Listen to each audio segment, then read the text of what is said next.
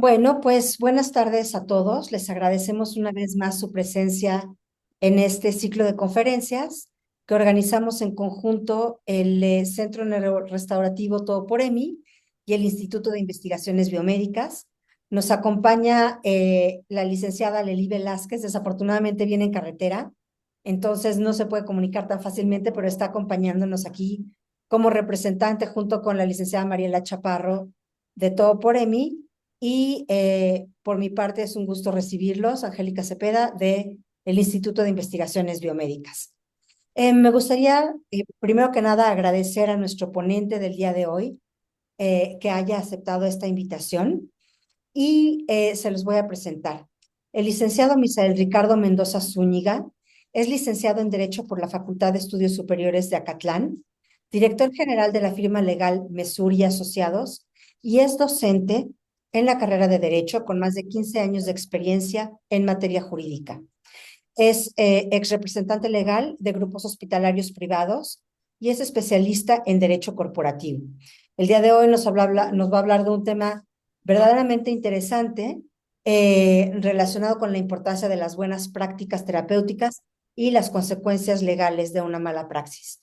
Licenciado, le agradecemos muchísimo su presencia. Bienvenido. Muchas gracias, licenciada Angélica. Un gusto saludarlos a todos. Les ofrezco una disculpa por no haber podido poner la imagen, pero bueno, son temas técnicos que se están presentando.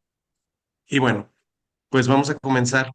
Primero que nada, gracias por la invitación a la licenciada Mariela por parte de, de la asociación, quien nos hizo una vez más el llamado con la finalidad de poder dar algunos temas de importancia y relevancia que pues evidentemente nos van a ayudar para algunas situaciones que se pueden presentar dentro y fuera de las prácticas médicas, así como las prácticas terapéuticas.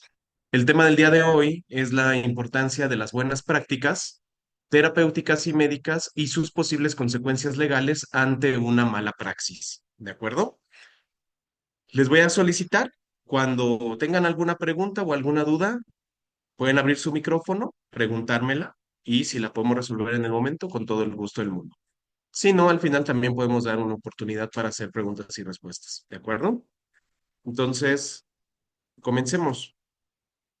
¿Qué son las buenas prácticas médicas?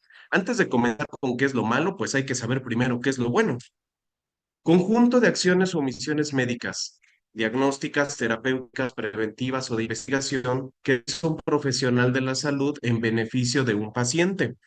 Implica, primero, un juicio clínico que debe respetar principios éticos y legales y contar, y lo subrayo aquí, con un consentimiento informado.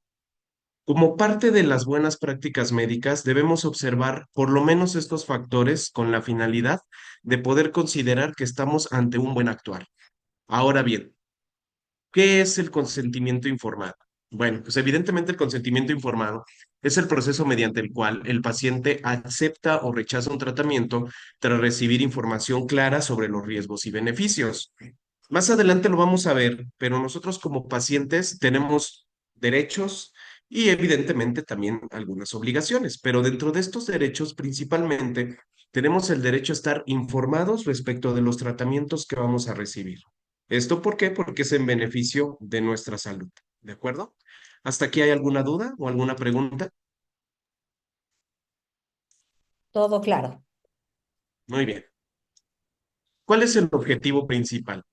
Buscar siempre la recuperación del paciente. La ausencia de un consentimiento informado constituye una falta grave a lo que posteriormente vamos a ver que es la lex artis, que es un conjunto de reglas técnicas y conocimientos científicos, así como los protocolos éticos que rigen el correcto ejercicio de una profesión, en este caso, de la profesión encaminada al tratamiento y la salud de los pacientes. Y una violación directa a la autonomía del paciente en caso de que no se obtenga este consentimiento informado. Dentro de las buenas prácticas médicas encontramos la bioética, que más adelante también lo vamos a explicar. ¿Hasta aquí hay alguna duda, alguna pregunta? No, Muy bien, no, gracias. gracias a ustedes. Iniciemos entonces con cuáles son los cuatro pilares de la bioética. La bioética es la rama de la ética que aplica de manera imperante y exclusiva en los dilemas morales que surgen en la ciencia de la vida y la salud. ¿Qué busca? Busca guiar la toma de decisiones ante los avances que pueden irse presentando tecnológicos y respetando siempre la dignidad humana y la autonomía, así como la justicia, con un enfoque disciplinario y laico. Básicamente, lo que busca la bioética es que los tratamientos que se estén recibiendo se estén realizando bajo los estándares éticos que marca la ley y que marcan los propios tratamientos. ¿De acuerdo? El primero de los pilares de la bioética, nada más que pase esa moto porque ahí nos interrumpió. Muy bien. El primer pilar de la bioética es la beneficencia. ¿Qué es la beneficencia en este aspecto? Es la obligación de actuar en el mejor interés del paciente, maximizando los beneficios que éste puede tener de un tratamiento. La no maleficencia, que es el primum non nocere, que es el deber de no causar daño por una negligencia. La autonomía, que es el respeto a la capacidad de decisión que cada paciente tiene sobre su propio tratamiento. Y la justicia, que es la equidad en la distribución de cargas y beneficios durante el desarrollo de la atención sanitaria. Estos cuatro pilares, que son primordiales o principales por parte de la bioética, nos van a dar el rector sobre el cual se va a recibir un tratamiento médico o tratamiento de salud, dependiendo qué tipo de tratamiento estamos llevando a cabo. ¿De acuerdo?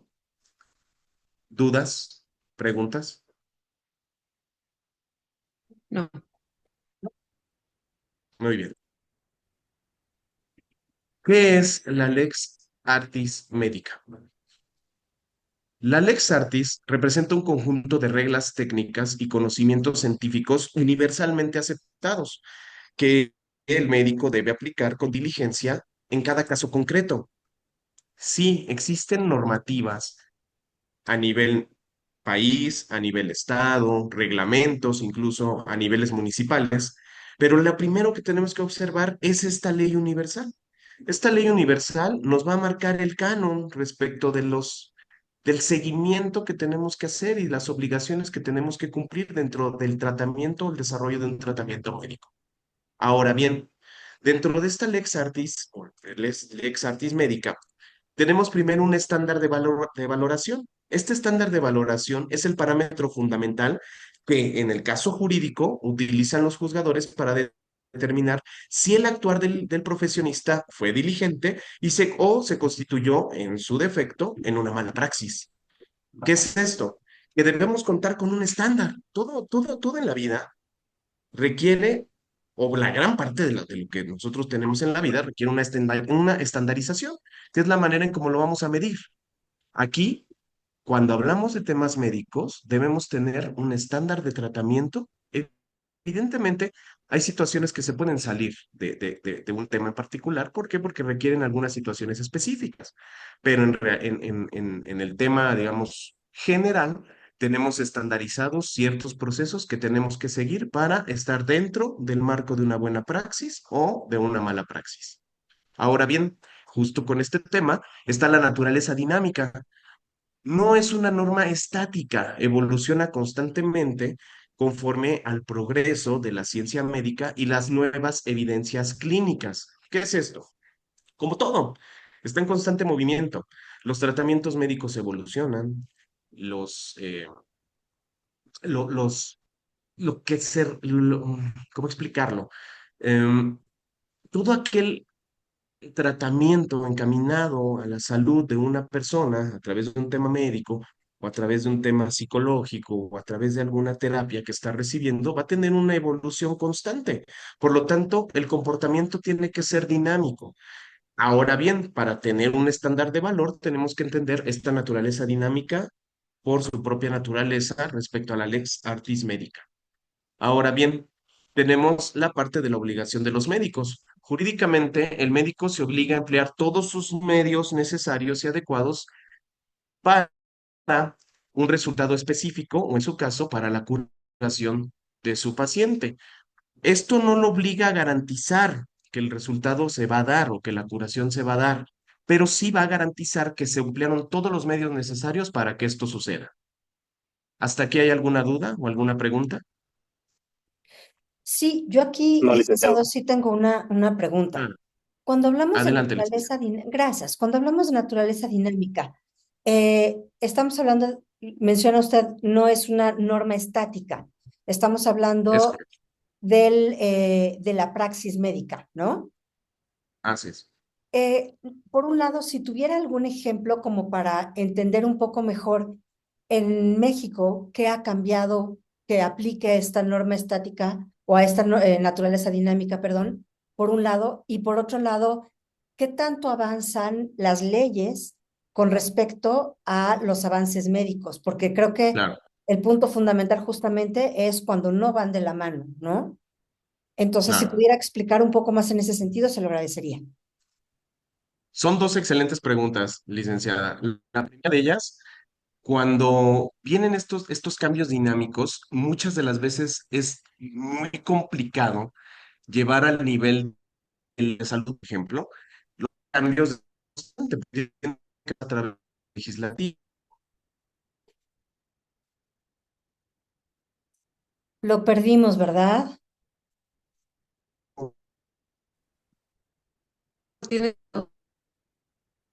Algo pasó con el internet del licenciado. No sé si tocando entonces. Licenciado, no le escuchamos nada. Ah, soy yo.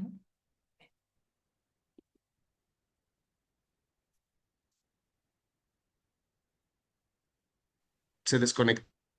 Sí, sí. Se está-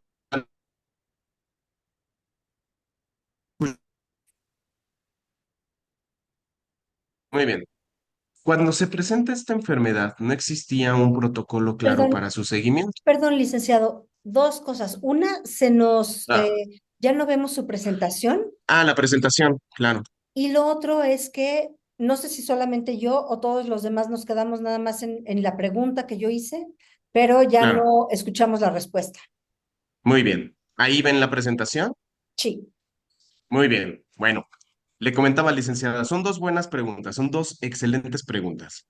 La primera de ellas, ¿cuál es el ejemplo del dinamismo respecto al tema médico y cómo es que no permanece estático? El ejemplo más claro lo tuvimos hace algunos años con el tema de COVID. Se presenta una enfermedad nueva que no, para la cual no había protocolos exactos para implementar y poder llevar a la recuperación a los pacientes. Y entonces sobre la marcha se fueron construyendo los protocolos para poder solventar esta situación.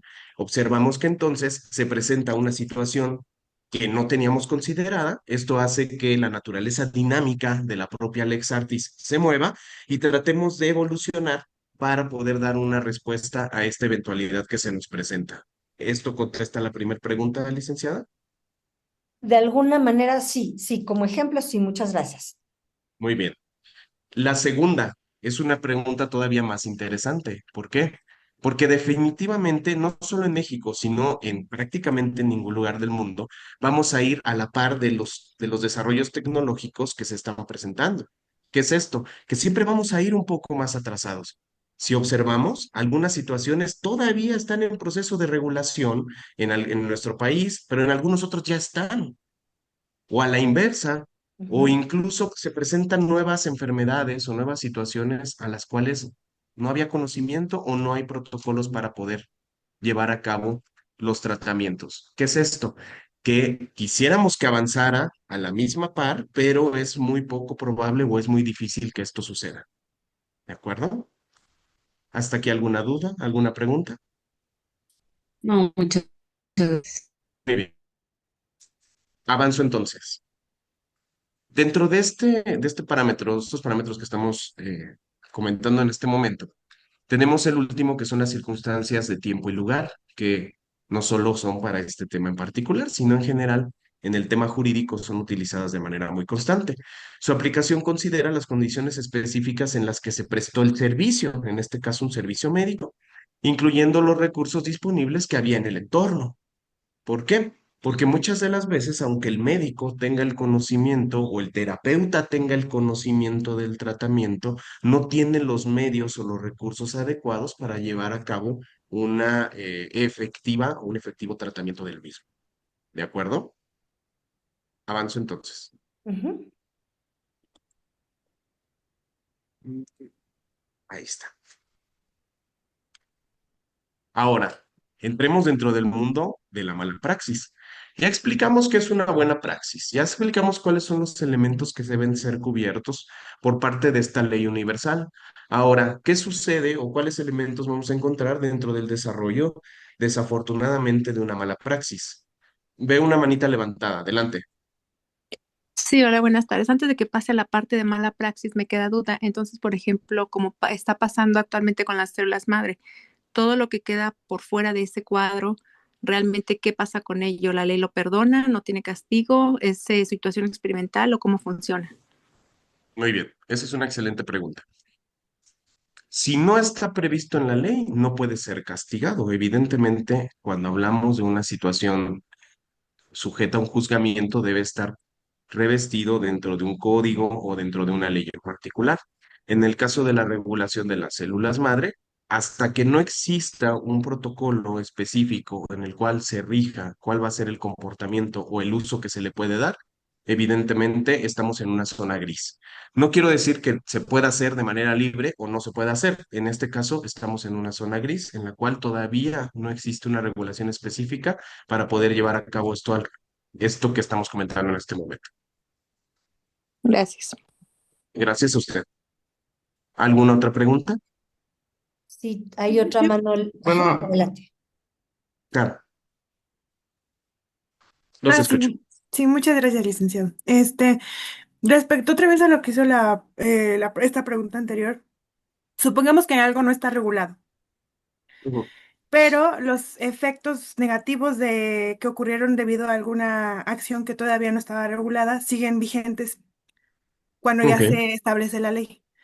muy Esa bien. ley nueva puede, digamos, no me gusta la Ujú. palabra castigar, pero digamos, atender esos casos pasados que no se atendieron en el momento en el que la ley todavía no estaba. Ok. Por regla general, ninguna ley tiene un efecto retroactivo. ¿Qué es esto? Que no podemos castigar algún elemento que se haya presentado si no existía una ley que así lo ameritara o que así no lo indicara. Entonces, bajo ese concepto, definitivamente no. Pero las consecuencias que surgen a partir de una situación que no esté considerada, claro que sí pueden ser juzgadas. Por ejemplo, si un tratamiento o una situación en específica médica que llevó un tratamiento inadecuado, pero que no estaba regulado, termina en una lesión hacia una persona, entonces estamos dentro del mundo del derecho penal, que son las lesiones, que vamos a ver más adelante dentro de las consecuencias de una mala praxis. Pero evidentemente sí existe un juzgamiento. Si bien no se va a juzgar la conducta en específico, porque la conducta no está regulada por parte de un código o por parte de un reglamento, pero sí existe una consecuencia legal que está dentro del mundo del derecho. En este caso, una lesión o un daño patrimonial o una situación civil que le causa un detrimento a la persona o al usuario que resiente. Excelente, muchas gracias.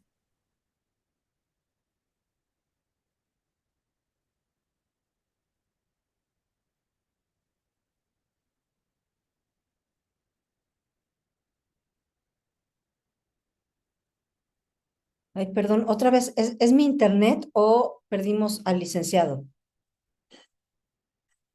Lo perdimos. Lo sí, perdimos. no, no sé qué. Ok, es que a mí me parece de repente que mi internet está inestable, entonces no sé si soy yo.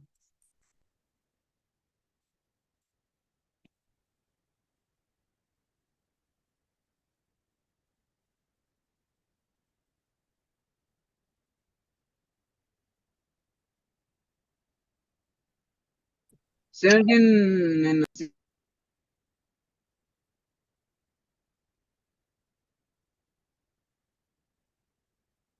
el total orgánico, Licenciado, lo volvimos a perder. ahí está licenciado.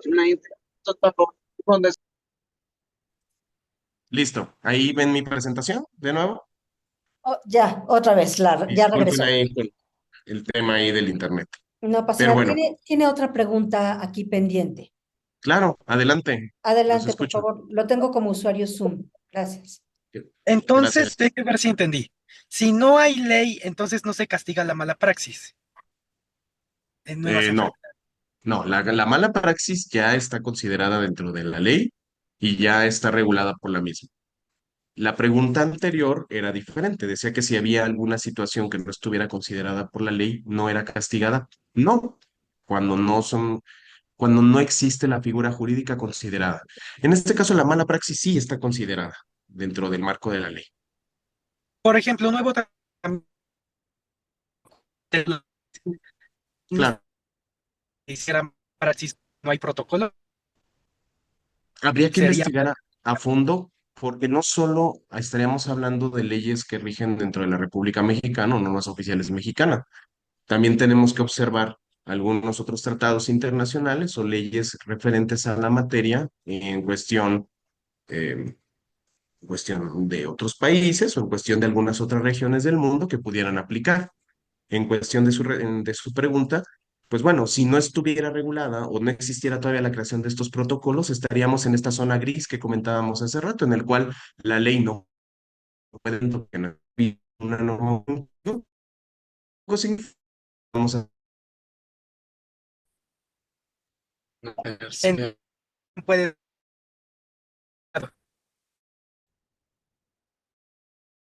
Si estamos hablando de un tema que no esté considerado dentro de las leyes o reglamentos, digamos que sí, pero ese es el punto que hay que considerar. Primero investigar si dentro de los protocolos o dentro de los reglamentos o normas que ya existen está considerada esta parte. Si no está considerada, bueno, evidentemente lo que se haga sin esta regulación se considerará toda o no se considerará mala praxis porque todavía no está regulado. muchas gracias. No, gracias a usted. Ahora bien, continúo. La mala praxis es un profesional que actúa con negligencia, impericia o imprudencia, o las tres. No solo una, pueden ser varios de estos factores. Incumple los estándares de cuidado y esto resulta en un daño al paciente. Ejemplos clave incluyen errores de diagnóstico, cirugías en sitios equivocados, una medicación incorrecta que resulta en un daño al paciente, infecciones hospitalarias por falta de higiene o simplemente la omisión del consentimiento. Esto define que entonces la mala praxis es una omisión o acción errónea por parte de un profesional, que se aparta de esta ley universal, que es la lex artis, y esto resulta, como lo comentaba hace unos momentos, en un daño para el paciente. Si observamos entonces los principales factores a considerar dentro del marco de la mala praxis es negligencia, impericia o imprudencia, que más adelante también los vamos a explicar. ¿Qué criterios se manejan para determinar la mala praxis? Primero, el origen, la evitabilidad y la responsabilidad en la cual incurre el profesional de la salud. Por ejemplo, el origen. Hubo un error o una falta de diligencia por parte del profesional y esto deriva en un riesgo inherente al acto. ¿Qué es esto? Que por la propia naturaleza del tratamiento y por la negligencia o perdón, por la falta de diligencia del profesional, encontramos un resultado desfavorable para el paciente. ¿Hasta aquí hay alguna duda? Creo que no. Muy bien. Evitabilidad. La propia palabra lo dice. El médico pudo preverlo, pudo evitarlo. Si pudo evitarlo, ¿por qué no lo hizo? ¿Por qué el especialista de la salud no siguió el protocolo o no observó esta situación que era evitable. Ahora bien, ¿qué podría dar como una complicación? Que esto pudiera haber sido imprevisible o inevitable y ante esta situación, pues evidentemente no hay una corresponsabilidad por parte del médico cuando estamos en este tema, ¿no? El- la salud debía o más responsabilidad. ¿Genera culpa jurídica o es un eximente de responsabilidad? ¿Qué es esto? Si el médico persiste en el tratamiento que está ocasionando un daño al paciente, evidentemente hay una culpa jurídica. O no sea de esa manera, pues estarán los eximentes de responsabilidad, pero ante esta situación, el resultado es, quise continuar o no, para que yo sepa en qué grado de culpabilidad se encuentra quien estaba realizando el tratamiento. ¿Hasta aquí hay alguna duda? ¿Alguna Sí, pregunta? licenciado, tenemos una pregunta de Mariela Ajá, Chaparro muy y bien, ella dice, si no se notifica a las personas que este es un procedimiento experimental y deja secuelas físicas y emocionales, ¿qué se puede hacer? claro. Lo veíamos al principio y ahorita también, el consentimiento informado. Yo tengo que hacerle saber a mi paciente o al familiar del paciente que sea el responsable en ese momento, ya sea porque es un menor de edad, porque es una persona que no tiene la capacidad de entender el acto o porque está incapacitado por un tema de un accidente o en una situación mucho más compleja, pues tenemos que informar al familiar, preferentemente al paciente y al familiar, para que tome su decisión de manera informada. Entonces, si yo no le informo que es un tratamiento experimental y esto tiene una consecuencia, pues evidentemente habrá una consecuencia jurídica. Ujú. Y yo aprovecho entonces la pausa también para hacer una pregunta. Los casos en los que usted nos está situando son casos más, por ejemplo, como quirúrgicos, ¿no? Pero si tuviera, o bueno, medicación, cirugía en sitio equivocado, infección hospitalaria, pero por ejemplo, muchas de las personas que están en este momento en este seminario atienden a personas con alguna alteración de tipo emocional, mental, algún trastorno del neurodesarrollo, que no necesariamente implica una práctica médica propiamente dicho, sino neuropsicológica, psicológica, de psicoanálisis. En esos casos, ay, creo que se fue otra vez. Esperemos a que regrese.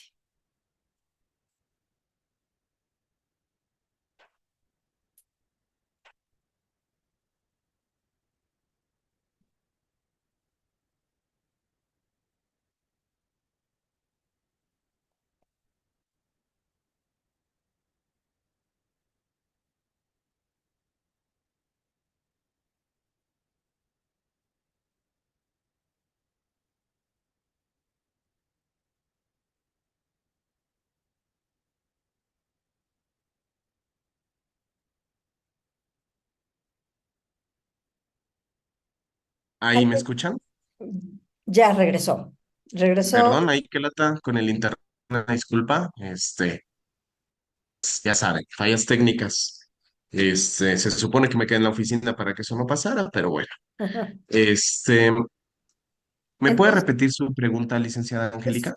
sí, claro, estaba preguntando, bueno, estaba comentándole que los ejemplos que yo veo aquí, que usted nos da, es medicación incorrecta, infecciones hospitalarias, cirugías, pero muchas de las personas que están atendiendo este seminario son personas que se dedican a la práctica psicológica, neuropsicológica, Claro, o psicoanalítica, en donde es muchísimo más difícil detectar claro, estas sutilezas, ¿no? Que pueden ser la secuela de una mala cirugía. Y por supuesto, muchos eventos que qué tan evitables son, ¿no? Cuando un paciente claro, está en una situación limítrofe, el claro, terapeuta puede no darse cuenta porque se desarrolla muy rápido. Entonces, claro, estos dos escenarios, si nos pudiera platicar un poco más de estos dos escenarios. claro. Entramos dentro de un mundo, no me gusta utilizar la palabra subjetivo, pero lo es. O sea, un tratamiento de una naturaleza diferente al médico, aunque tengan una correlación, porque al final hablamos de la salud del paciente, son por su propia naturaleza diferentes. ¿Qué es esto? La métrica o la forma de poder observar el resultado es totalmente distinto. En una situación, por ejemplo, de un terapeuta, el terapeuta, pues, podría tener o podría estar utilizando los protocolos que marca un manual, pero no aplican de manera específica al paciente que está tratando. Entonces, aquí digamos que tenemos que observar con mucha mayor fuerza estos criterios que se están observando dentro del lado médico. Por ejemplo, si yo veo el origen, pero además estoy dando un tratamiento, hablando de un terapeuta, que observo que no está teniendo el resultado y que le está trayendo mayor complicación a mi paciente, entonces tengo que evitar y tengo que prever un cambio de tratamiento. Aquí no me gusta decir que es observación, pero la realidad es que gran parte es así. ¿Por qué? Porque el usuario, el paciente, es el que me va a ir marcando la pauta de qué tipo de tratamiento tengo que seguir. Evidentemente, esto me ayuda a deslindar también mi responsabilidad como terapeuta. Porque, oye, yo di el tratamiento adecuado cuando vi que se estaba poniendo complicado, que era una situación que salía de mis manos, entonces yo lo redirigí ante otro profesional de la salud. Puede ser un psiquiatra, puede ser otro tipo de terapeuta, alguna situación de otra índole que nos va a ayudar a tener un mucho mejor resultado. Entonces, en consecuencia, la respuesta es, observemos estos mismos parámetros de la mala praxis para el tema de la terapia, aunque tiene sus temas diferentes, evidentemente la raíz es la misma, la salud del paciente. Ok, muchas gracias. Gracias. ¿Responde su pregunta, licenciada Angélica? Sí, tenemos aquí otra pregunta que dice, Claro. en el caso de ejercer sin cédula, por ejemplo, los couch, que son Ujú. a veces que ejercen como psicólogos y dan terapia exponiendo al usuario. ¿Qué pasa en Claro. estos coach, no couch, claro, con los coach? Claro. ¿Qué pasa en estos casos? Bueno, eh, tu- de vida, pues existen muchos tipos de coach de vida, coach deportivos, de muchas índoles, ¿no? Muchos de ellos tienen alguna cédula, pero que no está directamente relacionada con algún tema de salud, y ante esta circunstancia existe una responsabilidad. Yo como persona, puedo pero no dentro del marco de las profesiones que están o giran en torno a la salud, y se me ocurre dar un tratamiento, pues bueno, evidentemente hay una responsabilidad muy grande. ¿Por qué? Porque aunque yo pueda osar de conocer mucho, pero no lo conozco o no tengo esa expertise, pues voy a tener una consecuencia legal muy importante.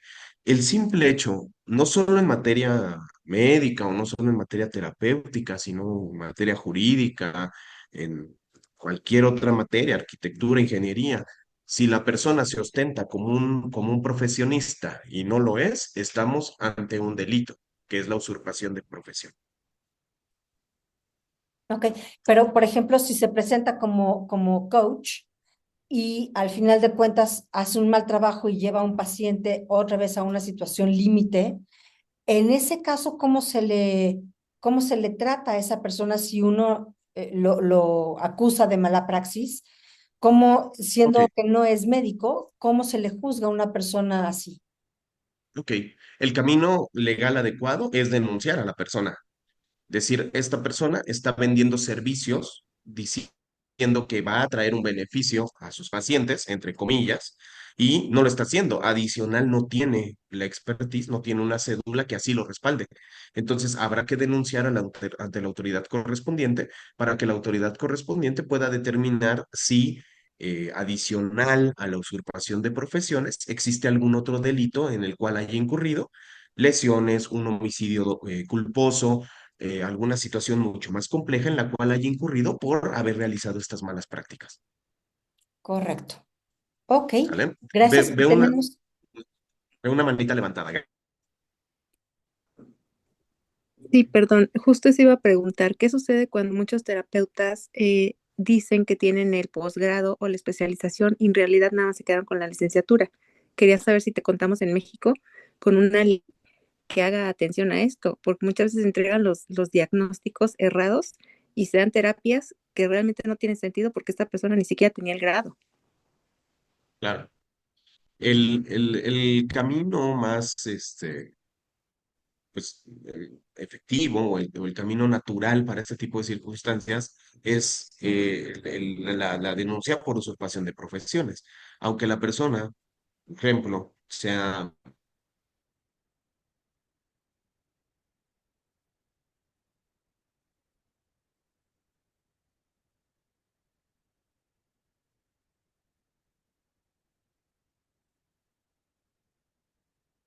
Licenciado, otra vez lo perdimos, por si nos está escuchando.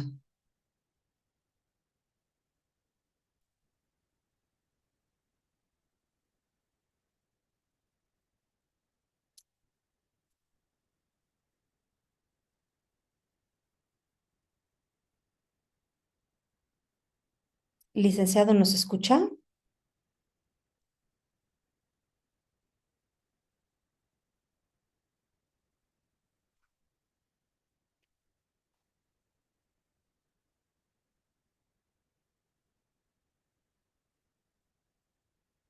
¿Ahí me escuchan?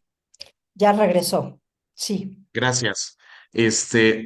Me quedé les estaba poniendo un ejemplo, les estaba diciendo que es, por ejemplo, el caso de un médico que tiene una cédula de médico general y que está ofertando o ofreciendo servicios como un especialista, pongamos un pediatra, y causa un detrimento a la salud de uno de sus pacientes. O incluso si no lo causara, si yo me entero que está ofertando un servicio para el cual no es especialista, evidentemente lo voy a denunciar o lo puedo denunciar.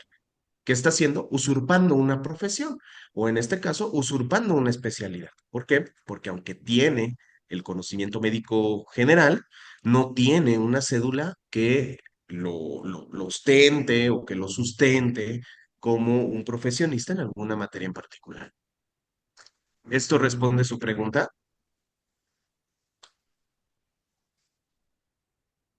Sí, gracias. De nada. De acuerdo. Avanzamos entonces. ¿Sale?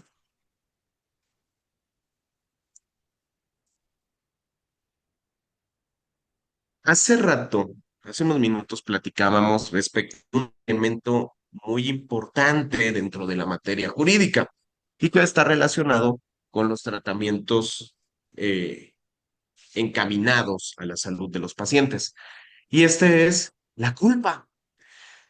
En este caso, hay elementos de la culpa y estos elementos son relacionados con esta situación. El primero de ellos es negligencia o impericia. Los dos son conceptos que están dentro del marco de la mala praxis, pero que por su naturaleza son diferentes. Un profesional de la salud se configurará dentro de la negligencia cuando, por omisión o descuido en el actuar, conoce el procedimiento adecuado, pero no lo aplica. O sea, fue negligente, sí lo conoce, pero no lo hizo de manera correcta. Ahora, el concepto impericia es una falta de conocimientos de manera general. Esto es, no tiene las habilidades prácticas necesarias para el ejercicio de la especialidad o del procedimiento realizado. Lo estamos abordando desde un pero también está aplicando para las terapias de naturaleza diferente encaminada también a la salud. Tienen un terapeuta que tiene el conocimiento, pero es negligente al aplicarlo.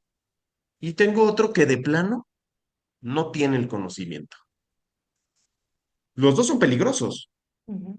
tanto el que lo sabe y no lo hace bien, como el que no, de plano no lo sabe. Finalmente, el resultado está en el detrimento de la salud del paciente. Para definirlo de manera muy rápida, uno es la falta de cuidado debido y la otra es la insuficiencia profesional técnica. Ambos elementos son determinantes para establecer la responsabilidad médica respecto a un ámbito jurídico. ¿Hasta aquí hay dudas? Parece que no. Muy bien. Elementos de la culpa. Dentro de estos elementos está también la imprudencia e inobservancia. La imprudencia se manifiesta al actuar con ligereza o un exceso de confianza, realizado actos médicos o actos encaminados a la salud o a la protección de la salud de los pacientes y se excede dentro de las facultades y no de los riesgos. Que esto es digamos que es muy enriquecedora la pregunta que nos hacía Mariela hace algunos minutos, donde nos decía, oye, ¿y si es un tratamiento experimental y no me lo dicen? Pues entonces la persona que lo está realizando está siendo imprudente, porque primero debió haber tenido el consentimiento informado, pero además debió haberte informado de manera precisa cuáles eran los riesgos de haber llevado esta situación. Desafortunadamente es algo, no quiero decir que normal, pero que sucede, que te dicen, oh, no te preocupes, con mi tratamiento te vas a recuperar. No, no, no, yo te lo garantizo. Bueno, estás pecando de exceso de confianza y estás malinformando al usuario respecto de si su situación médica específica. La otra es la inobservancia.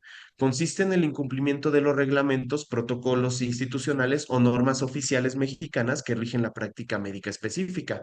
¿Qué es esto? Que aunque yo conozco los protocolos, decido deliberadamente no observarlos. Yo como profesional de la salud, me coloco en la posición en la cual me es más cómodo hacer ojo ciego y seguir con el tratamiento que estoy dando sin observar lo que me marcan estos protocolos y normas oficiales.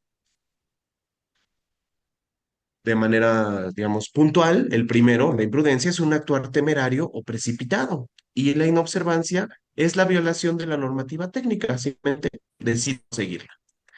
El actuar temerario y el desacato normativo agravan significativamente la situación jurídica del profesional. ¿Qué es esto?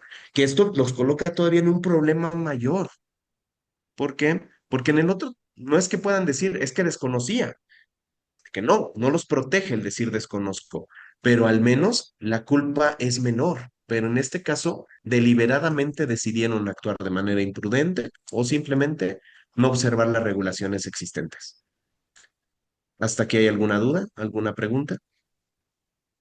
Yo me quedo un poco confundida con esta última parte Claro. de las normas existentes. Por ejemplo, si estamos hablando de un tratamiento experimental eh, y el paciente da su consentimiento y las cosas salen mal, Ujú. finalmente el paciente no tiene mucho de dónde agarrarse, ¿no? Porque dio el consentimiento sabiendo que es experimental y ¿Es correcto? que puede no haber todavía la normativa, la reglamentación que lo regule, ¿correcto? Desafortunadamente es correcto. Ujú, Aquí, ujú. pues, digamos que la propia naturaleza del tratamiento nos coloca en esta posición. El paciente asume que el tratamiento puede o no dar resultados, porque adicional no hay ni siquiera un protocolo que lo tenga determinado. Y pues bueno, a lo mejor por un tema de urgencia o por un tema de desesperación, decide hacerlo. Bueno, ante esa situación, la protección jurídica es mucho menos posible que suceda. Ya, ok, muchas gracias. ¿No? Gracias a usted. Ahora bien, entremos ya dentro de las responsabilidades cuando ya pasamos estos factores de inobservancia, medimos los factores de culpa y ante esto nos encontramos ya en una situación de mala praxis. Dentro de estos elementos, el primero que vamos a encontrar es la responsabilidad civil. Las personas que tienen bajo su cargo el cuidado de la salud de otra persona tienen una responsabilidad. Y ante esta responsabilidad, pues evidentemente habrá que reparación en caso de incumplir o en caso de no llevar a cabo los tratamientos de manera correcta. ¿Qué es la reparación del daño o para qué nos sirve la reparación del daño? Pues busca resarcir integralmente al paciente por los daños que sufrió como consecuencia de una mala praxis. C, mala praxis se fundamenta en la justicia restaurativa y la obligación de indemnizar el perjuicio causado. Aquí se repitieron varias veces la misma palabra, pero creo que por el tema mismo de la computadora. Pero bueno, ¿qué busca entonces? ¿Resarcir el daño? Las cosas no van a volver a ser lo que eran, definitivamente, pero al menos que económicamente no cause un mayor detrimento a quien sufre una mala praxis o quien fue la víctima de una mala praxis. Les voy a poner un ejemplo. Nosotros como representantes ex representantes ahora de centros hospitalarios privados, hace algún tiempo, un par de años, nos abordan para pedirnos que hagamos el cobro de una cuenta de cerca de 1.200.000 pesos por un tratamiento médico. Resulta que la persona acudió a realizarse una operación de rutina y esa operación de rutina derivó en un coma, derivó en que no tuvieran para pagar y que el seguro no los cubriera. ¿Por qué? Porque el seguro estaba topado y se superó ese tope con el tratamiento médico. Estas personas tuvieron que optar por llevar a su familiar a otro hospital, también privado, donde también tuvieron una deuda. Se acercan con nosotros y nos dicen, oye, mi familiar sufrió este problema por una mala praxis. Quiero el expediente clínico. Y lo vamos a ver más adelante, pero nos solicitan el expediente clínico. Y le decimos, ok, yo no soy quien para entregarte el expediente clínico, hazlo a través de las instituciones que legalmente nos lo pueden solicitar y te lo entregamos. Si se determina que hubo una mala praxis, ¿qué vas a hacer? ¿O qué va a hacer el paciente? Me va a demandar la reparación del daño en materia civil. Esto es, todo aquello que dejó de percibir, todo aquel detrimento económico que tuvo por un mal tratamiento, pues evidentemente el médico o el centro hospitalario lo tendrá que pagar. Así fue, este paciente a través de su papá demandaron y pues bueno, ahí se quedó la historia, no puedo platicar más, pero bueno, demandaron. Y obviamente estamos dentro de una responsabilidad civil y la búsqueda de la reparación del daño por este tipo de situaciones. ¿De acuerdo? Tipos de daño indemnizable. Un daño emergente, gastos médicos y hospitalarios adicionales, lucro cesante, que es pérdida de ingresos, daño moral, afectación a sentimientos, afectos o vida privada. Este último, quiero hacer un paréntesis, porque este último es dificilísimo de comprobar. El daño moral en México es muy complejo. Sí ha sucedido, sí se ha logrado, pero es una de las situaciones más complejas jurídicamente hablando, porque es un tema totalmente subjetivo.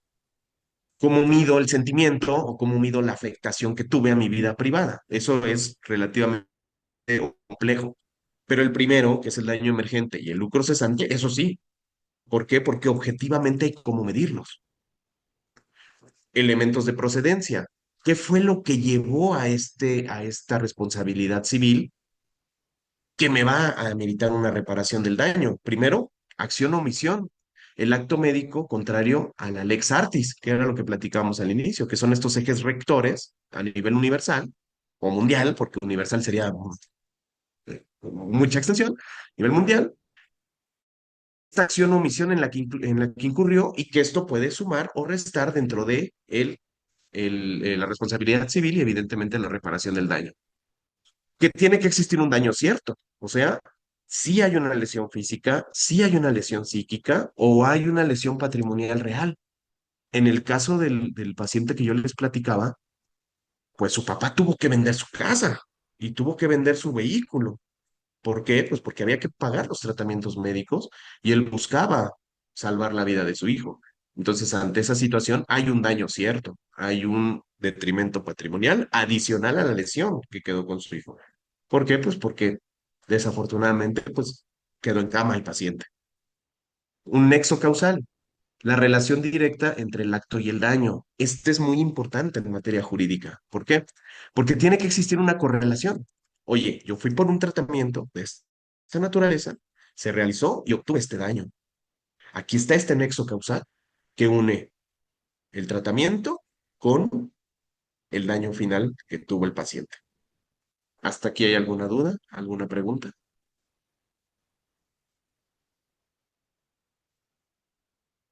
Parece que no.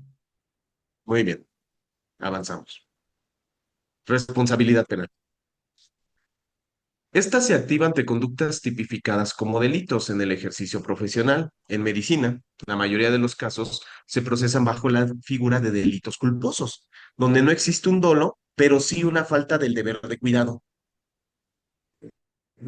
¿Cómo explicamos estos conceptos?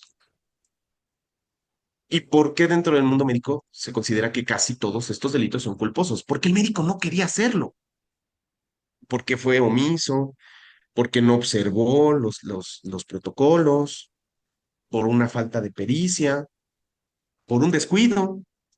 Pero en realidad, en la psique del médico no estaba, o en la psique de la persona que está realizando el tratamiento, no estaba el dañar al paciente. No era su intención final hacerlo. Pasa tanto para médicos como para cualquier persona que se encargue de temas de salud. ¿Hasta aquí hay alguna duda? Parece que no. Muy bien. ¿Cuál es la diferencia entre un delito culposo y un delito doloso? Hay una diferencia abismal, la intención del daño. En esta intención, si yo voy y daño a una persona de manera intencional, valga la redundancia, voy a tener una pena mayor, porque yo lo busqué. Pero si yo no lo busqué, mi pena va a ser menor. No sé que no va a haber una pena, va a haber una pena. Puede ser incluso una pena corporal, pero al menos va a ser una pena reducida. Hay médicos o habrá médicos especialistas de la salud, terapeutas, que a lo mejor desde un tema ya mucho más complejo, pues quieran dañar a sus pacientes, ¿no? Que se ha presentado y se ha dado. Entonces aquí borramos esta figura y nos colocamos dentro de los delitos dolosos. ¿Son los menos? Sí, pero también se ha presentado casos. Ahora bien, tipos de delitos y sanciones. En este caso, tenemos, por ejemplo, delitos comunes, y se le llaman comunes porque si el fuero común, y porque, no porque no, no sean importantes. Primero, el homicidio culposo, las lesiones culposas derivadas de una mala praxis. ¿Qué es esto? El paciente murió y este paciente, al ser analizado a través de una necropsia o de un médico legista, pues se observa que el tratamiento fue inadecuado o que faltó cuidado o que no se observaron los protocolos y esto deriva en la muerte del paciente, entonces el especialista de la salud será procesado por el delito de homicidio culposo. No lo quiso hacer, pero al final el resultado está. El más común, desafortunadamente, las lesiones culposas. ¿Qué es esto? El paciente queda con alguna discapacidad, con algún menoscabo en su salud, y esto está dentro del mundo de las lesiones.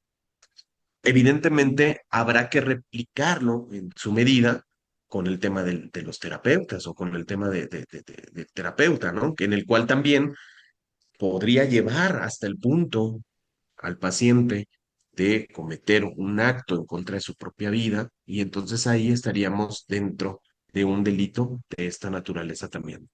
¿Aquí hay alguna duda? ¿Algún comentario? No veo manos. Muy bien. Penas privativas. Prisión efectiva según la gravedad del daño y el grado de negligencia. Evidentemente, ante mayor daño, de mayor negligencia o mayor número de pacientes tratados con negligencia, ameritará penas privativas de la libertad para el profesional de la salud que está incurriendo en estas situaciones.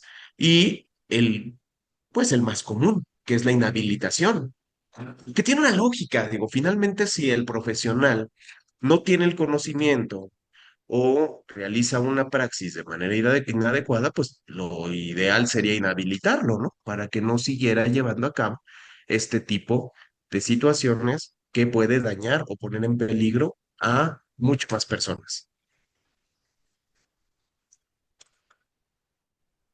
responsabilidad administrativa y deontológica. Dentro del ámbito administrativo, tenemos que existen sanciones por instituciones de generalmente quienes van a sancionar al profesional de la salud por una mala praxis, amonestaciones, multas o suspensiones temporales, revocación de cédula profesional por parte de la autoridad educativa. Estos son los posibles resultados dentro del ámbito administrativo. En el ámbito deontológico, el ámbito ético de la situación, son juicios ante comités de ética y colegios de médicos, sanciones por faltas al seguimiento de código de ética profesional y la pérdida de certificaciones de consejos de especialidad, que estos serían, digamos que las sanciones dentro del ámbito deontológico. La consecuencia crítica es un daño irreversible a la reputación del profesional y su limitación permanente del ejercicio de la medicina o, en este caso, en el ejercicio de las materias encaminadas a la salud. ¿Hasta aquí hay alguna duda? ¿Alguna pregunta? Muy bien. El expediente clínico como prueba. Médicos, terapeutas, aunque no estamos dentro de un expediente clínico, abogados, cualquier profesionista que recabe información de un usuario, de un cliente o de un paciente, tiene que hacer un expediente. ¿Por qué? Porque en este expediente voy a agregar toda la información, en este caso, del tratamiento que yo le estoy dando a este paciente. En caso de que suceda alguna situación encaminada a una mala praxis, con esto el médico se puede defender, con esto el terapeuta se puede defender, o en su defecto, el usuario puede solicitar que se le cubran los derechos o que se responsabilice por la situación de la mala praxis. El expediente clínico, más allá de ser un papel o de ser una serie de documentos digitales integrados, es un instrumento jurídico médico. O sea, es un instrumento mucho más complejo y completo. Tiene implicaciones de tratamiento y tiene implicaciones jurídicas. Y en materia médica y en materia de tratamientos, es el instrumento legal más importante. Si yo como médico, si yo como terapeuta no tengo debidamente integrado mi expediente clínico, voy a tener un problema si este paciente sufre un detrimento en su salud. ¿Por qué? Porque no voy a poder defenderme. Y el paciente podrá acreditar su solicitud diciendo, no hay un debido registro del tratamiento que yo tuve. Por lo tanto, su correcta integración es la base de la defensa legal, en este caso, del profesional. Lo que no esté escrito en el expediente clínico, jurídicamente no se hizo. Yo pude haberle comunicado a mi paciente, oye, mira, es un tratamiento experimental, hay un riesgo, aquí está el consentimiento, pero no le di seguimiento, nunca lo puse en un expediente. Jurídicamente está fuera del marco de la ley. ¿Hasta que hay alguna duda, alguna pregunta? Yo aquí tengo una pregunta, porque me parece que este recuadro en azul es un arma de doble filo, ¿no? Por un lado es lo que no está escrito en el expediente clínico, jurídicamente no se hizo, es decir, el médico no registró propiamente algo, pero al mismo tiempo el médico puede no registrarlo, justamente porque no está muy seguro de que pueda o no funcionar, y entonces nunca lo registra y no necesariamente se lo comunica al paciente, y el paciente de todas maneras empeora. En esos Claro, casos, ¿no? ¿Qué pasa? ¿Cómo se hace la demostración de que hubo claro, manipulación incorrecta del paciente? claro. Aquí entra, digamos que una de las partes técnicas jurídicas más importantes del desarrollo de un juicio, que es los peritos. Yo como médico, yo como terapeuta, puedo pretender esconderlo, Pero si yo como usuario inicio mi proceso judicial y mando a llamar a peritos expertos, pues lo van a encontrar y van a decir, oye, aquí se hizo esto mal, se tomó esta decisión paciente, existen los rastros y las huellas en el paciente que indican que se realizó de esta forma. Ok. Cuestión médica, en cuestión terapéutica. Sabemos que existen peritos en materia de psicología, peritos en materia médica, peritos especialistas en muchísimas materias y oficios. Entonces, se puede encontrar claramente. Evidentemente va a costar más trabajo porque la intención era esconderlo, pero pues va a salir a la luz. ¿De Ok, acuerdo? muchas gracias. Y pregunta Mariela, ¿qué pasa si no se cuenta con un expediente clínico? Muy bien. Lo vamos a ver un poquito más adelante, pero igual lo respondemos ahorita. ¿Qué pasa si no se cuenta con para verlo?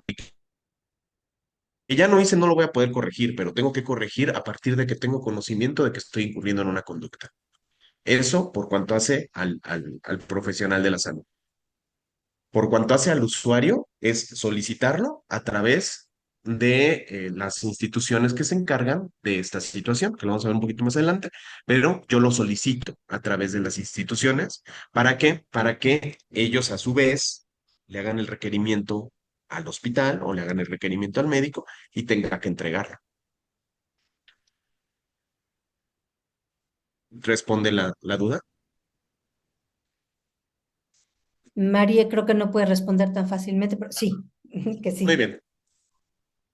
Ok, ahora, dentro de este tema y la falta de un expediente clínico, pues evidentemente presume una culpa. Un expediente incompleto o alterado genera una presunción en contra del médico. Oye, ¿por qué no lo tienes? ¿Cuál es la razón por la cual decidiste no integrarlo? No solo por tu protección, sino también la del usuario, sino también la del paciente. Tú tienes que tenerlo. Y si no lo tienes, entonces la ley presume que hay una culpabilidad, que hay una responsabilidad. Normatividad. Esta es de cumplimiento forzoso y tengo que cumplir estrictamente las normas oficiales mexicanas de integración y conservación del expediente. No solo tengo que integrarlo de manera correcta, sino que también tengo que conservar el expediente. ¿Cuánto tiempo? Dependiendo. Vamos a tener expedientes que hay que conservar 5 años, que hay que conservar 10 años, que hay que conservar 20 años y algunos de manera indeterminada. Lo ideal, como médicos, como terapeutas, como encargados de la salud, es tener siempre nuestros expedientes integrados, aunque el paciente ya no se esté atendiendo con nosotros, tener ese registro de ese expediente, incluso si es físico, resguardarlo. Yo sé, se van a llenar de papel, nosotros los abogados tenemos kilos y kilos de papel en resguardo, pero es necesario. ¿Para qué? Para alguna situación que pueda presentarse en un momento posterior. ¿Dudas? ¿Alguna duda? ¿Alguna pregunta? Sí, Muy bien, aquí veo una está. manita levantada. Sí, una duda. ¿Qué pasa cuando se trabaja en sitios públicos o varias personas pueden tener acceso al mismo expediente? ¿Se redacta igual que si fueran pacientes privados o puede haber Sí. alguna prórroga? No, no, no. Se redacta de la misma forma. No sé, seguramente les ha tocado verlo cuando van al IMSS o al ICEMIN o al ISSSTE, que les dicen, vaya por su expediente clínico al archivo y vas por tu expediente clínico y a veces los tienes hasta en tomos.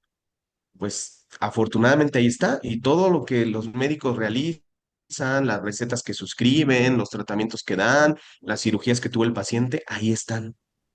Entonces, hay que integrarlo, sea sitio público, sea un sitio privado, o el tratamiento indistintamente donde se esté realizando, debe cumplir con la normatividad y debe integrarse un expediente clínico completo con todos los tratamientos que se hayan dado durante el desarrollo pues valga la redundancia, del tratamiento final. ¿Eso responde su pregunta?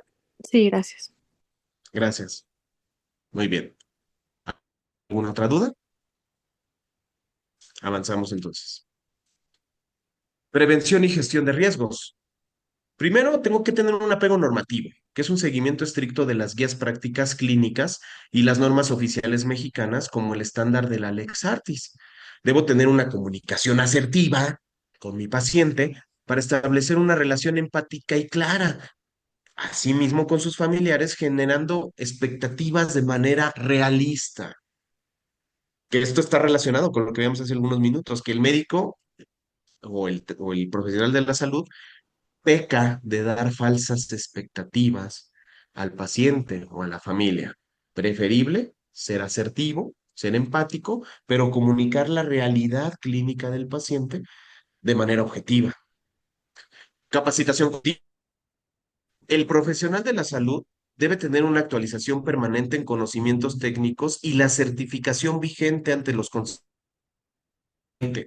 Esto es primordial. ¿Por qué? Porque las certificaciones me ayudan a entender y a determinar que este médico o este profesional de la salud está actualizado. Si dice, pues es que yo tengo mi cédula de médico general del 84. ¿Y luego qué hiciste después de eso? No, pues nada. Híjole, pues a lo mejor es un muy buen médico, pero te hace falta una capacitación, te hace falta una actualización. ¿Para qué? Para adecuar estos nuevas enfermedades a los nuevos tratamientos y viceversa, nuevos tratamientos a las enfermedades que pueden surgir. Protección patrimonial, contratación de seguros de responsabilidad civil profesional y asesoría jurídica preventiva especializada en el derecho sanitario. ¿Qué es esto?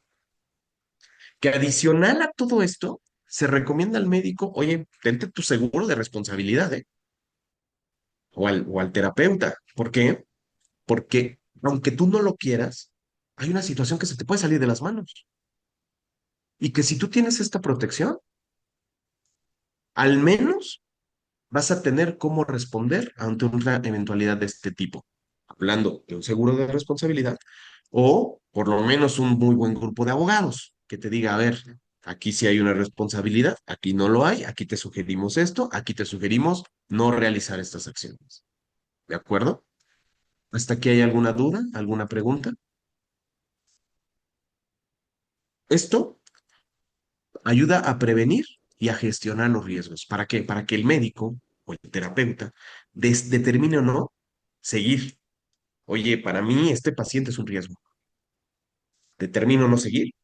¿Por qué? Porque ya vi costo-beneficio, riesgo-beneficio, y posiblemente no voy a tener la capacidad de asumir alguna situación legal en caso de que esto se salga de las manos. ¿Estamos? Muy bien.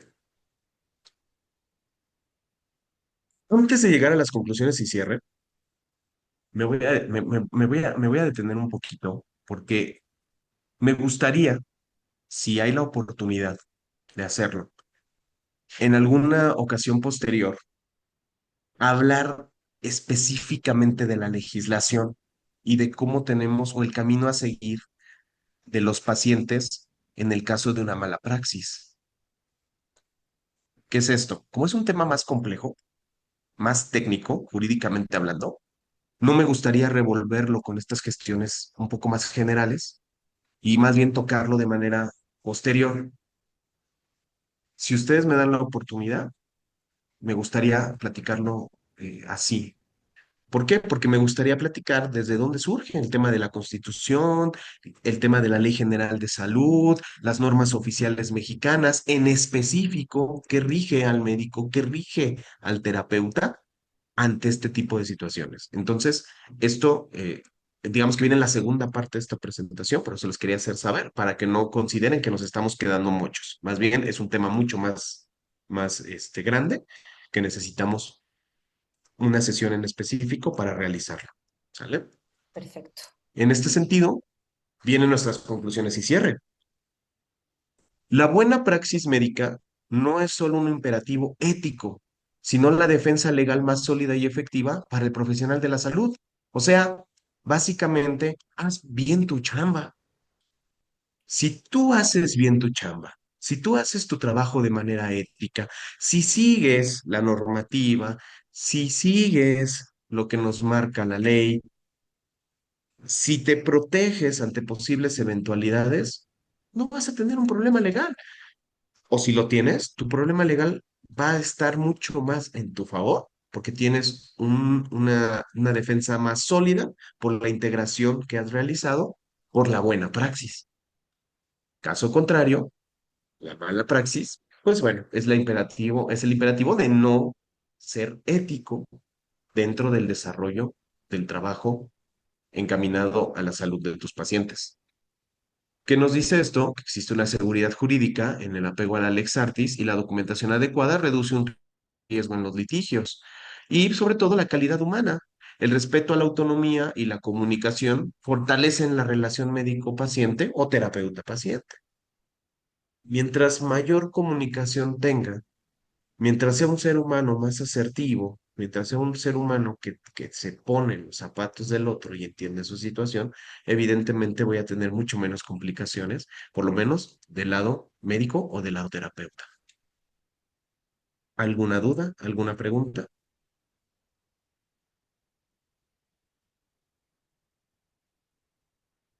No sé si a alguien Ok, se le queda alguna pregunta todavía. correcto. Carla, veo su manita levantada. Sí, muchas gracias. Bueno, tenía algunas dudas respecto al consentimiento informado y de la comunicación clara que hay que tener con los pacientes. ¿Qué tanto se ha puesto, digamos, un sustento jurídico para que realmente los consentimientos informados sean adecuados para la población en general, ¿no? Porque incluso en la ciencia hay tecnicismos, hay un montón de información que es muy difícil de digerir para los pacientes. Entonces no sé qué tanto se ha hecho como, o sea, qué tanto sustento jurídico tenga que ser como simple para la Ujú. persona, pero Claro, completo a la vez. esta es una pregunta muy buena. ¿Por qué? Porque finalmente cuando estamos hablando de un tema médico, vamos a tener que utilizar, o terapéutico, vamos a tener que utilizar tecnicismos.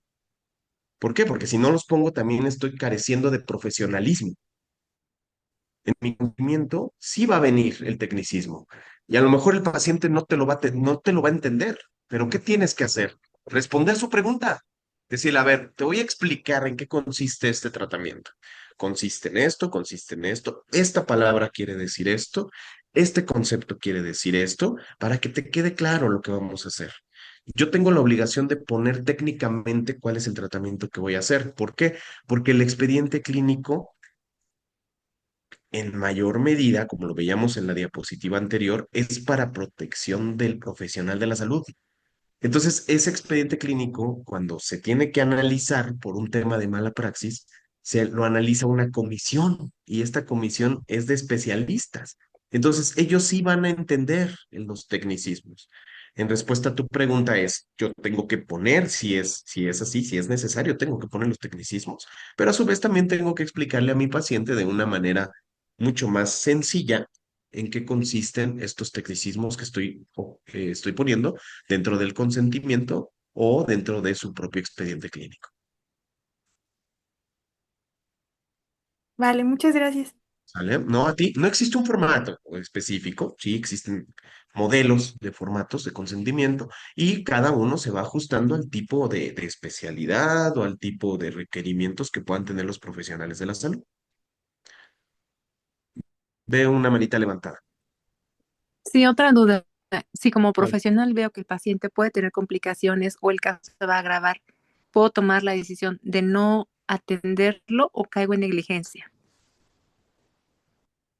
Es una buena pregunta. Como médico y como profesional de la salud, tengo la libertad de decidir o determinar no atender a un paciente en particular. Puedo- pero también viene el dilema ético. Si el paciente se está muriendo, pues, y tengo la capacidad de salvarlo, pues yo creo que la mayoría lo haríamos. Entonces, aquí viene esta valoración que tiene que realizar el profesional. No es algo emergente, no es algo que ponga en... Es, quiero atender, bueno, lo voy a redirigir a alguien más. Decido no atender. Pero si no lo atiende, el no atenderlo pone en riesgo su vida, bueno, evidentemente lo atiendo y después lo derivo con otro. No sé si me estoy dando a entender. Sí, claro. ¿Vale? ¿Alguna otra duda? ¿Alguna pregunta? Yo quisiera saber cómo está el tema de la eutanasia en México. Es un tema complejo y es un tema complejo desde muchas vertientes. Vertiente médica y vertiente jurídica, ética, religiosa. Cuando observamos un concepto de esta naturaleza, al ser multidisciplinario, la respuesta va a tener diferentes factores. En México no está regulado. Y no está regulado porque todavía no estamos en posibilidad de regularlo. Los países que ya tienen esta regulación en específico para la eutanasia ya gozan de situaciones diversas a las de México. O sea, ya sus tratamientos son mucho más estructurados. El tema religioso, el tema ético, ya se observa desde otro punto de vista. A mí en lo particular, mi particular punto de vista es la eutanasia tendría que ser legal y tener esta capacidad la persona de decidir cuándo quiere dejar de sufrir. Si no hay la posibilidad de decidirlo porque ya está en cama, ya está imposibilitado para hacerlo, que la familia tenga esta posibilidad de hacerlo siempre y cuando sea informado y siempre y cuando se compruebe a través de los especialistas que ya no existe un tratamiento, que ya no hay forma de recuperar al paciente. Ok. Creo yo que llevando a cabo estos dos factores de manera principal, podría proceder. Pero en México todavía estamos en pañales en esa situación. Ok, muchas gracias. No, gracias a ustedes. Pues si no hay ninguna otra pregunta y ustedes después no lo permiten, pues podemos tomar ya en cuenta alguna otra eh, capacitación o alguna otra ponencia en específico para qué podemos hacer como pacientes para denunciar o para proceder a la mala praxis y qué podemos hacer como médicos y terapeutas para protegerlos. Que sea un enfoque ya mucho más legal. Perfecto, sí, muchísimas gracias. Creo que sí nos ponemos de acuerdo con Mariela para agendarla. Creo que es un tema tan importante como este otro que, claro, que tuvo más enfoque desde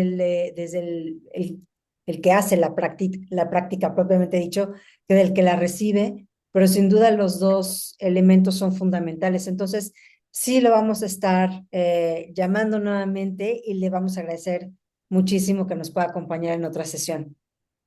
Claro que sí, esperemos ya la siguiente no tener tantos problemas técnicos, que pueda encender mi cámara para que puedan observarme y se genere la confianza cuando estés viendo a la persona. Y pues bueno, me dio un gusto estar con ustedes, como siempre, y cualquier duda, cualquier comentario, me lo pueden hacer saber a través de la licenciada Mariela o en los números que están apareciendo en sus pantallas, que ese es mi número personal, mi correo electrónico y la página de internet donde pueden observar qué tipos de servicios prestamos nosotros. Perfecto, pues muchísimas gracias. No sé si la licenciada Lely Velázquez pueda intervenir, la veo.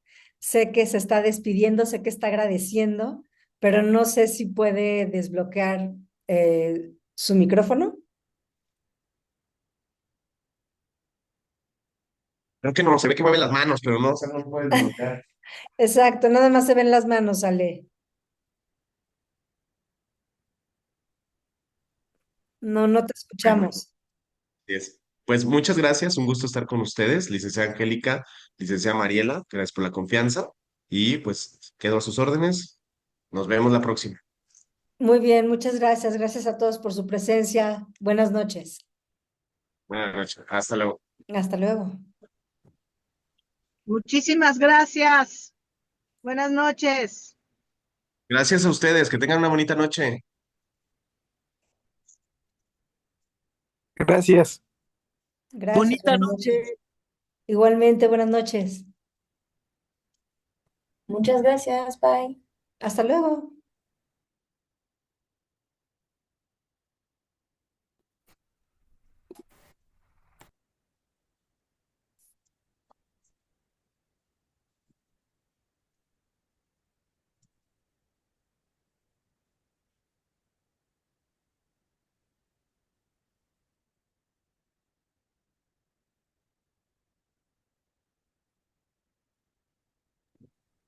Mi Angie, tú puedes desbloquearme, ponme audio, please, sin que tenga yo aquí que estar apretando esto. Estás como Zoom, es que no sé quién eres, estás como Zoom user. Ok, dame, ask to unmute. Yo nada más puedo preguntarte si te quieres.